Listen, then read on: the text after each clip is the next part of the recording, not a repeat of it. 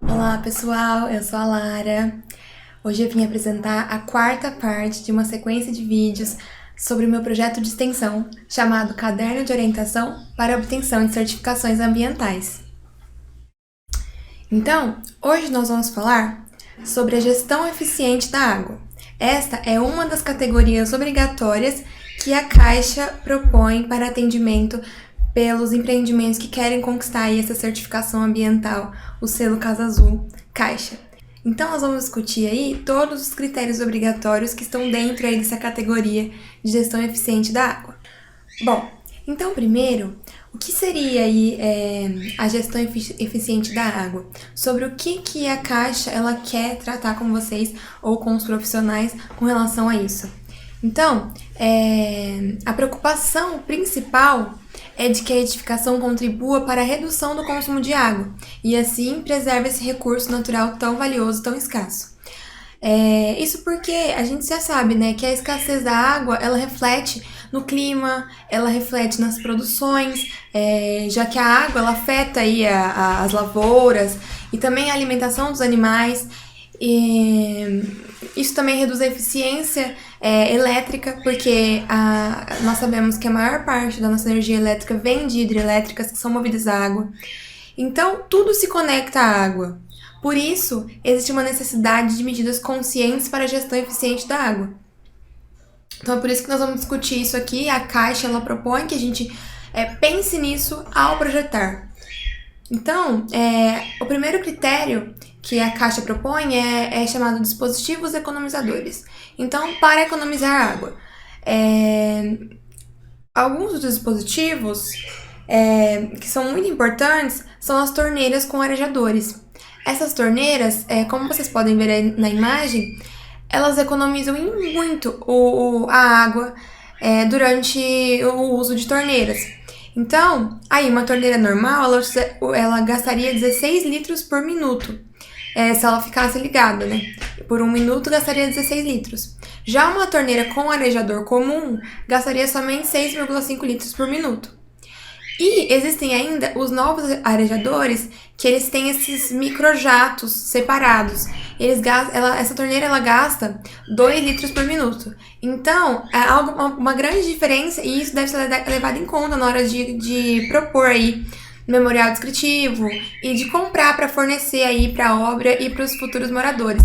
É algo assim que é uma medida simples e que fará muita diferença durante a vida útil da construção aí, durante toda a utilização. Também, o que é muito importante e que deve ser levado em conta é a bacia sanitária com sistema de descarga dupla, que é aquela que sai mais água ou menos água, dependendo da necessidade. E também registros reguladores de vazão no chuveiro, torneiras, de lavatórios e pias, para também aí diminuir, porque a gente sabe que tem lugares nas cidades que tem uma vazão maior. Então, aí esses dispositivos vão ajudar a economizar, reduzir o uso. Um segundo critério obrigatório é o critério denominado medição individualizada.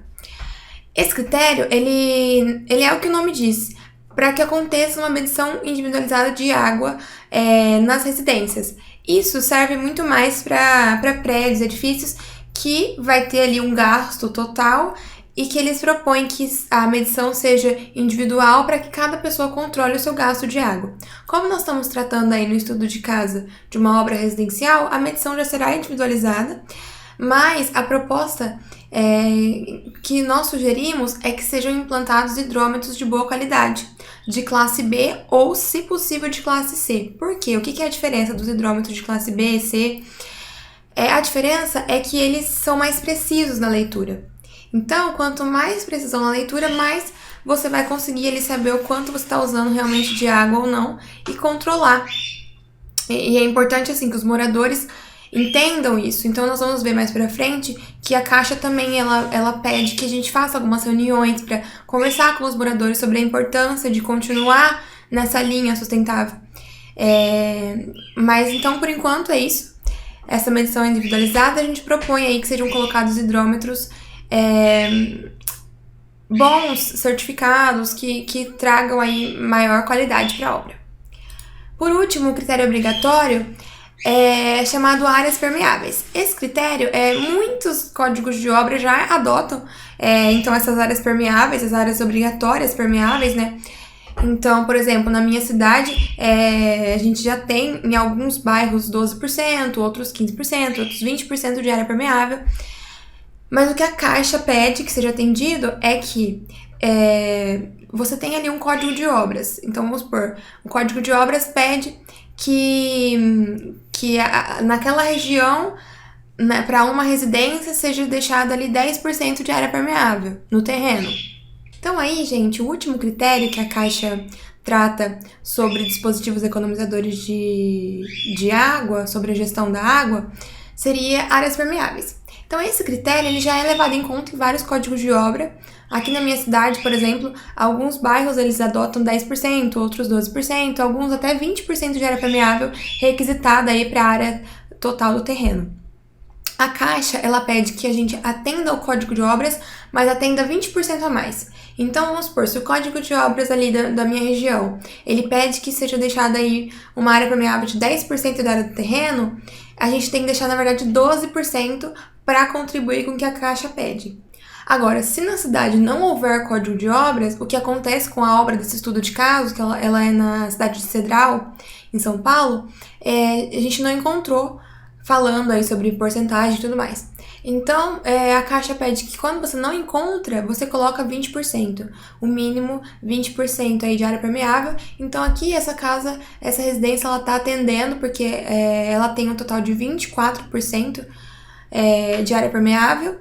Então ela atende aí a requisição e é isso que eu queria deixar aqui para vocês.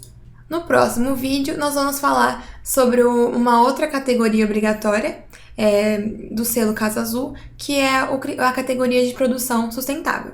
Então, nós vamos analisar os critérios obrigatórios e discutir um pouquinho deles, sugestões de como atender ou como analisá-los. Até mais!